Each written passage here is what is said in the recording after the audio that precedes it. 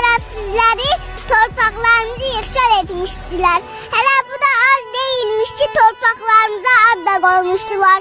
Berdizo yok Laçın, Şuşi yok Şuşa, Karbazar yok Kelbeden, İravanyan yok Kocalı, Matuni yok Kocavend, Akna yok Ağdam, Jarakan yok Cebrail, Varanda yok Fuzuli, Samasar yok Kubadlı, Kofsakan yok Zengiran, İstepanaket yok Kankendi.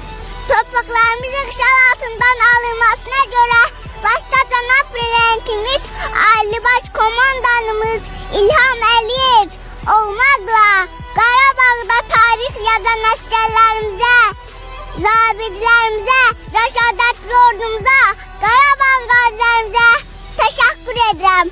Allah Rəşadətli ordumuzu korusun. Amin. Allah Qarabağ qazilərimize şəfa versin. Amin. Allah şəhidlərimizə rəhmət eləsin. Amin. Şəhidlərimizin ruhu qarşısında baş əyirəm. Şəhid anaların əllərindən öpürəm. Qarşısında baş əyirəm. Şəhidlər ölməz, vətən bölünməz. Ən böyük asker bizim